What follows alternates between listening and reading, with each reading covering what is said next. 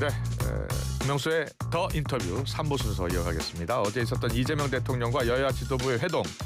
일부에서는 더불어민주당 한민수 당대표 비서실장을 만났죠. 지금 3부에서는 국민의힘 강승규 의원 연결해서 야당의 평가도 들어보겠습니다. 자, 의원님 나와 계시죠? 안녕하세요. 강승규입니다. 네, 강승규 의원님. 어제 여야 대표 회동 또 이어서 진행됐던 대통령과 장도혁 대표와의 회동 전반적으로 어떻게 보셨습니까? 그간의 강대강 대치 국면을 소강시켰다는 측면에서 의미가 있고요. 예. 또 공동 브리핑까지 나온 걸 보면 여야 간의 어떤 극한 갈등의 해소의 실마리가 좀 찾아지지 않을까 그렇게 그래요? 기대해 봅니다. 그래요. 예. 어제 보니까 좀 긴장감이 도는가 했더니 바로 장도혁 대표가 정청래 대표와 악수도 하면서 당대표 되자마자 마늘하고 쑥을 먹었다 이런 농담으로 시작해서 분위기가 더 화기애애해졌던 것 같아요. 네, 정청래 대표가 전당대회 기간 내내 국민의힘 전체를 좀 내란 정당으로 몰아세우지 않았습니까? 예. 또 당 대표가 된 이후에도 야당을 좀 상대 정당으로 인정하기보다는 좀 폄훼하라는 것에 이어서 사실 여야 간의 극한 대결 양상이 계속됐죠. 예. 그러나 다수 언론에서도 이제 지적했지만 다수 여당인 만큼 이렇게 여당 대표가 이 야당과의 어떤 갈등을 이렇게 앞장서서 이렇게 부추길 필요가 있느냐에 대해서 많은 지적이 있었고요. 이번에 그런 부분에 있어서 정 대표가 또 이재명 대통령이 마련한 자리이지만 그 분위기를 좀 부드럽게 하는 측면이 있어서 좀 다행스럽다고 생각합니다. 그래요. 예. 이재명 대통령이 큰 역할을 한 것 같은데 어떻게 평가하세요? 대통령 입장에서야 이제 이재명 대통령이 늘 말하지만 국민 통합이 최우선 과제 아닙니까? 그런데 사실 또 우리 이재명 대통령이 야당 대표 시절에 이런 여야 갈등의 또 한 축에서 큰 역할을 해온 분 아닙니까? 그러니까 저희들이 그런 진정성이 있느냐, 과연 대통령이 되었다고 해서 국민 통합에 대한 말하는 것처럼 진정성이 있냐는 그런 의심을 좀 했었고요. 또 실제 그 여당이 지금 다양한 입법을 통해서 야당을 괴멸시키려고 하는 모습에서 이 정부, 그러니까 대통령과 그러니까 여당 정부가 과연 협치에 그런 의지가 있는지 또 의심했고요. 저희들이 그 의심 아직도 지워지지는 않고 있습니다. 그러나 어제 이제 이런 부분들이 결코 국익에 도움이 안 될 것이고 지금 정부도 지금 굉장히 겪지만 조지아 등에서 볼 때도 국제관에 있어서 이런 국내 정치의 이런 모습이 국제적으로도 그게 힘을 받을 수 있겠습니까? 그런 면에서 대통령도 좀 분위기를 좀 어떤 입장을 좀 실질적으로 돌아서는지 한번 지켜봐야죠. 예. 좀 더 지켜봐야 될 것 같다는 말씀해 주셨는데 지금 음향 상태가 고르지 못해서요. 지금 혹시 휴대폰으로 받고 계시나요? 네네네. 제가 조금 그럼 옆 자리를 좀 옮기겠습니다. 좀 옮겨주십시오. 네네. 자, 계속해서요. 이재명 대통령이 어제 여야 공통공약, 야당이 먼저 제안하고 여당이 응답해서 함께 결과를 만들면 좋겠다. 야당에서는 성과가 되고 여당에서는 국정 성공 아니겠느냐라고 하셨습니다. 어떻게 생각하세요? 그런 부분들이 실질적으로 민생이라든지 국민들의 삶에 어떤 도움이 되는 입법이어야 될 텐데요. 그동안 그런 또 진정성을 저희가 의심하는 것이 노란봉투법이라든지 덧셈 상법 그리고 방송 3법 등에서 보면 사실 민주당이나 이재명 정부는 말로는 그렇게 하면서 뭔가 협치를 하는 듯한 모습을 하면서 실질적으로는 기존의 자기들의 이익, 자기들의 체제를 위해서 필요한 모든 조치를 실질적으로 강행하고 있지 않습니까? 이런 특히 국회 운영 과정에서 법사위원장이라든지 이런 부분들 실제 제1야당에게 아주 관습법적으로 주던 그런 저기도 다 본인들이 차지하고 강행을 해놓고 지금에 와서 영수회담을 하는 자리에서 야당이 좀 제안하면 여당이 받아들여서 성과를 서로 공유할 수 있지 않느냐. 이 말의 뜻이 과연 어떤 내용을 담보를 하는지 저희들은 이제 지켜볼 뿐입니다. 좀 더 지켜봐야 된다는 말씀을 많이 해주셨어요. 정청래 대표에 대해서는 어떤 평가를 하십니까? 정 대표가 어제 제도권 정당은 내란 종식에 여야가 따로 있을 수 없다. 오늘의 죄를 벌하지 않는다면 내일의 범죄에 용기를 준다라고 또 한 번 내란 종식에 대해서 장도영 대표 앞에서 직접 이야기를 하더라고요. 계엄으로 촉발됐다고 하는 탄핵 정국은 분명히 계엄의 유발 요인이 있었고요. 그 계엄의 잘잘못, 그것이 계엄의 의연성이라든지 위법성에 대해서는 사법부에서 결국 따져야 될 것이고요. 예. 지금 그것을 여당이, 정부 여당이 특검을 발의해서 지금 수사를 하고 있지 않습니까? 네. 그런 수사가 진행되고 재판이 진행되는 상황 속에서 상대당을 저희가 계엄을 찬성한 적도 없고 계엄에 동조를 해서 뭔가 어떤 행위를 한 적도 없는데 무조건 프레임을 쓰여서 내란 정당 계엄을 동조하고 뭐 같이 동행했다는 등 이런 프레임을 씌우는 이 여당의 그리고 또 정청래 대표의 저런 낙인 찍기가 결코 성공하지 못합니다. 만약에 어떤 낙인 찍기든 프레임이든 또는 공방이든 내용이 있을 때는 그에 대해서 분명히 진실은 또 기결되겠지만 지금의 그 정청래 대표 등이 앞장서는 내란적 프레임은 예. 결국 정치 이 여보세요? 예, 강승규 의원님. 네. 예, 지금 전화 연결 상태가 고르지 못해서요. 저희가 끊고서 다시 연결을 하도록 하겠습니다. 잠시 끊어주세요. 네, 어제 있었던 이재명 대통령과 여야 지도부 회동에 대한 국민의힘의 평가를 듣고 있습니다. 국민의힘 강승규 의원을 조금 전에 연결해서 이야기를 듣고 있는데 전화 연결 상태가 고르지 못해서 다시 한번 전화를 연결해서 좀 더 잘 들리는 음향 상태를 저희가 만들어 보겠습니다. 지금 연결을 하고 있습니다. 어제 대통령과 여야 대표의 회동, 일단 여야 대표와 이재명 대통령이 약 80분 정도 만났고요. 30분 동안 단독 회동도 있었습니다.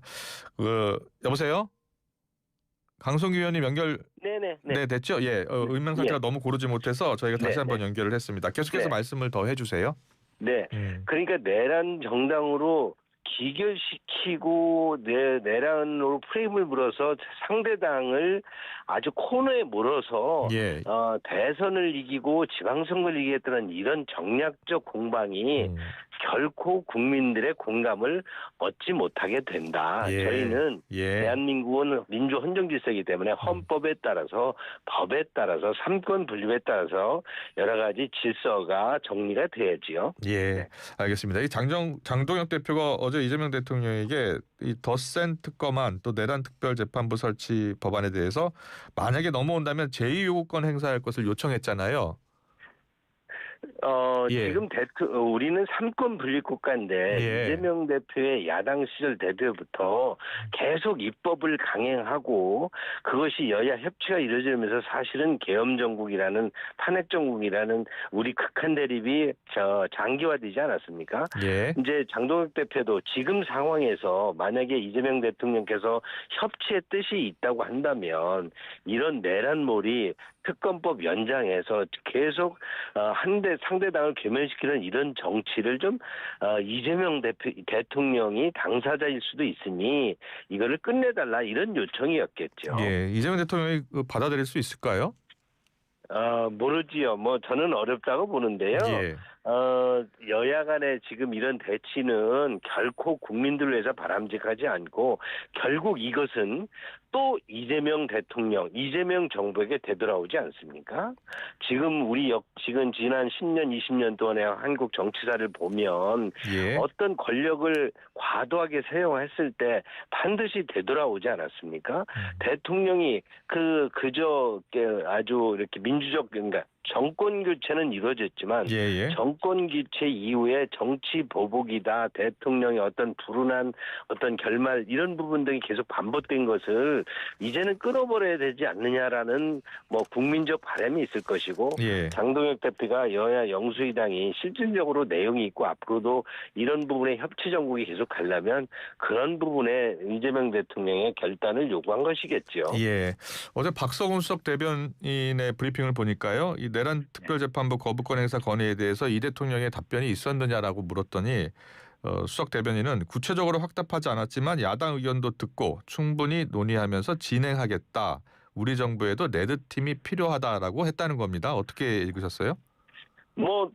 저희들도 당 대표와 당 대표가 대통령 면담 후에 저 의총에서 보고하는 걸 보면 약간의 대통령께서 좀 지금의 어떤 일방적인 어떤 의회 독주 또는 정부 여당의 아주 야당 괴멸 작전 등을 좀 숙고하는 듯한 입장을 보이긴 했다고 그래요. 그건 물론 살펴봐야 되겠죠. 그래요. 검찰 개혁과 관련해서도 이 대통령의 발언을 속도 조절로 국민의힘은 받아들였다는 겁니다. 야당의 입장을 듣고 추진하겠다는 것으로 받아들였다는 건데 또 대통령실 입장은 좀 다르더라고요. 제가 볼 때는 그 부분은 여당의 사정이 더 복잡하지 않겠습니까? 지금 법무부 장관과 또는 야당의 강성기류와 좀 대결하는 양상이 있고요. 실질적으로 검찰을 저렇게 완전히 해체하고 수사권을 완전히 박탈하는 공소청 등이 결과적으로 국가 운영에 있어서 삼권 분립 사법 체계에 있어서 어떤 결말을 가져올지 특별재판부를 통해서 사법부를 무력화하는 것이 어떤 결과를 가져올지 많은 법조인들이 우려하고 있습니다. 그 부분은 실제 우려가 현실로 됐을 때 그것은 또 정부 여당에 큰 부담이 될 것이고 그런 측면에서 지금 그러니까 장동혁 대표의 요청이라기보다는 여당의 복잡한 사정이 대통령에게 결국은 좀 이런 부분에 대한 완화된 입장 등으로 정리되지 않을까 이런 희망들을 밖에서도 보이고 있더라고요. 이 대통령이 어제 회동에서 많이 가진 여당이 좀 더 많이 내줘야 한다라는 언급을 했는데요. 여당이 그리고 대통령실이 이것은 꼭 양보해야 한다라는 게 있다면 딱 한 가지만 꼽아주실래요? 지금 국회가 정상화돼야 되는데 이런 정부 여당의 일방 독주로는 국회가 정상화될 수 없습니다. 결코 관습법전 내려온 법사위원장만큼은 야당에게 제1야당에게 넘겨줘서 국회가 서로 견제와 균형을 이루는 그런 어떤 하나의 어떤 모티브를 마련해야 된다고 봅니다. 그리고 어제 보니까 장 대표가 정청래 대표의 일방 독주식 국회 운영을 거론하면서 대통령이 조율을 요청했어요. 대통령이 알겠다라고 했고요. 이 대통령이 어느 정도 야당의 요구를 좀 수용해서 좀 브레이크를 걸어줄 수 있다고 보세요?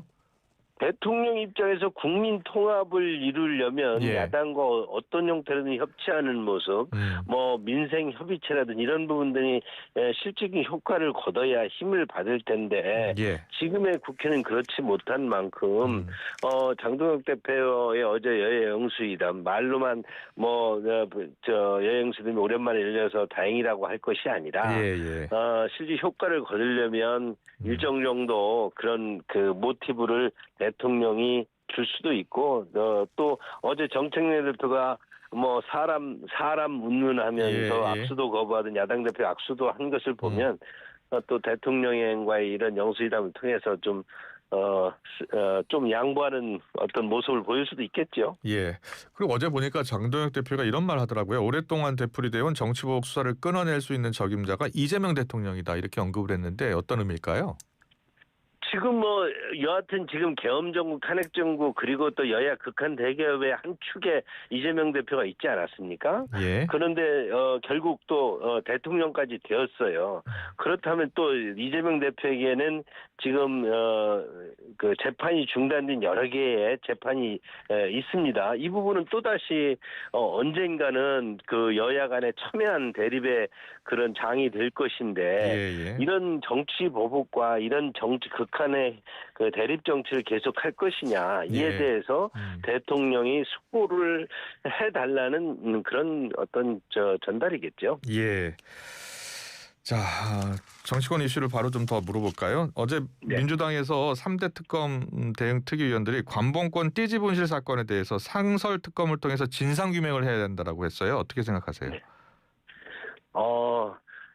특검 자체가 출발부터 그 여당 그 성향의 어떤 방법끼리 일방적으로 추진해온 정치 특검이지요. 예. 관봉권이든 지금 여러 가지 혐의에 대해서 특검은 정치적으로 편향된 수사를 할 것이 아니라 그것이 이 사건과 관련해서 어떤 의미를 갖는지를 좀 제대로 해서 국민들에게 그 팩트를 알려야 되는데 특검은 거의 중계 방송을 통해서 정부 여당이 예전에 정치권에서 하던 어떤 몰이 야당 몰이를 하고 있잖아요. 그리고 또 김건희 여사나 대통령이나 여러 가지 이런 부분 등을 그냥 아주 어떤 프레임에 가다 놓고 계속 집중 공격을 하고 있지요.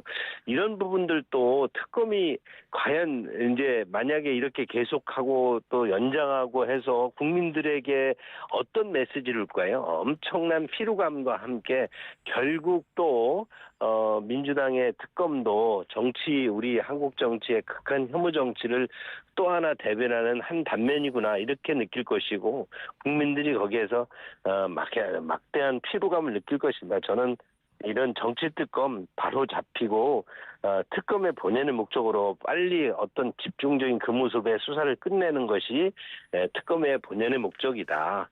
이렇게 봅니다. 예. 어제 민주당에서는 또 대장동 사건 대북 송금 의혹 이게 윤석열 정부 검찰의 정치 공적 쿠데타다라고 주장하면서 재수사 특검 등을 주장했습니다. 어떻게 생각하십니까? 똑같이 지금 그러는 거 아니겠습니까? 이재명 그 성남시장, 이재명 경기지사 시절에 이뤘던 여러 가지 상황들에 대해서 지금 국민적 의혹이 해소가 되었네요. 그것이 사법적 판단에 기결이 되었나요? 그것이 다 수사와 재판이 중단된 상태 아닙니까? 그리고 지금 그것을 야당에 대한 특검을 3대 특검에는 엄청난 특검 공화국을 만들어서 지금 공격하고 있는데 그러면 지금 야당이 할 수 있는 일이 또 뭘까요? 그에 대해서 지금 이재명 정부가 가지고 있는 여러 가지 취약점이나 그동안 미해결된 그런 사건들에 대해서 공략할 것이고 그것이 안 되면 장애투쟁 갈 것이고 그것이 또 특검 정국 또 다른 특검 정국으로 또 이동하려고 할 것이고 그런 공방이 계속되는 것이죠. 예. 네. 조국 혁신당의 성비 사건 후폭풍이 이어지고 있는데 지도부가 총사퇴를 했어요. 관련해서는 조국 현 원장이 비대위원장이 될 가능성도 있는 것으로 전해지고 있습니다. 어떻게 보고 계십니까? 조국 혁신당의 성범죄 사건에 대해서는 참으로 그 정당의 존재 자체가 저렇게 취약할 수 있는가? 저렇게 정당이 조국 혁신당이 조국 이름을 가지고 어떤 혁신에 내건 이미지와 과연 저는 성범죄에게 묵살하고 2차 성가해를 하고 하는 모습을 우리는 어떻게 이해해야 될까? 저는 정당의 존립 자체가 지금 굉장히 위태로울 것이다. 특히 여기에 내부 또 당내 내분도 있다고 그러잖아요. 양 계파가 아주 격렬하게 싸움을 하고 있다는데 이런 것도 문제이고요. 저는 조국 혁신당이 성비 사건에서 지난 진보계열 정당들의 여러 가지 박원순 시장 등 오거돈 부산시장 등의 사건의 어떤 처리 과정을 다시 되돌려 볼 수밖에 없습니다. 회고해 볼 때 무슨 피해 호소인이니 이런 부분 등을 통해서 실질적으로 자기들이 가해를 가했던 피해자의 마음을 어루만져 주려기보다는 그 상황을 모면하고 합리화시켜서 결국은 자기들의 존재 자체를 계속 그냥 이어가려고 하잖아요. 그런데 실제 어떤 모습에 우리는 잘못됐으면 고백하고 그에 대해서 참담한 참회를 하는 것이 사건을 종결하는 방법이죠. 저는 2차 가해 모습 참으로 안타까운 우리 정당사의 흑사입니다. 흑역사입니다. 당내 이슈 좀 물어볼까요? 장동혁 대표 지도부 구성이 이제 거의 마무리 단계인데 여전히 지명직 최고위원회 임명이 안 됐잖아요. 예. 지금 지명직 최고위원으로 거론되는 분들이 좀 있나요? 저는 아직 듣지 못했는데 당이 지금 하나의 대열로 이제 뭉쳐서 예. 대여 투쟁도 해야 되고 당 혁신도 해야 되지 않습니까? 예, 예. 내년 지방선거가 이제 9개월 정도밖에 안 남았기 때문에 예. 이 부분에 대한 혁신이 필요한데 지도부가 이제 우리가 선출직을 통해서 이제 지도부를 뽑기도 하고 우리 당의 어떤 여러 가지 취약한 곳에 대표성을 갖는 부분을 취약하지도 않으니까 그동안에 예. 뭐 호남이라든지 예. 이런 부분에 뭐 청년이라든지 이런 쪽에 이제 취약성을 했는데 청년 대표와 그 여성 대표님이 있겠습니까? 호남이라든지 아니면 뭐 어떤 우리 사회의 직능 분야의 어떤 취약한 분야라든지 이런 부분들 대표하는 그런 지명직 최고위원을 아마 고민하고 있겠죠. 예. 저는 아직 그에 대해서 들은 바는 없습니다. 예. 네. 장동혁 대표가 경선 때는 보수층의 이 단합을 강조를 했는데 당대표가 된 이후로는 중도 외연 확장을 좀 주장하고 있잖아요. 어떻게 생각하세요? 예. 당 대표가 되면 본인의 아이덴티티 정체성에 대해서 확장하려는 노력을 계속 할 것이고요. 예. 그런 측면에서 보면 장동혁 대표는 어떤 강렬한 보수의 지지층도 받았지만 예. 지금 중도층의 확산을 어떻게 준비를 해야 될지 그래서 내년 선거에 어떻게 확장을 해야 될지를 고민하고 있을 것입니다. 그러나 그게 쉽지는 않잖아요.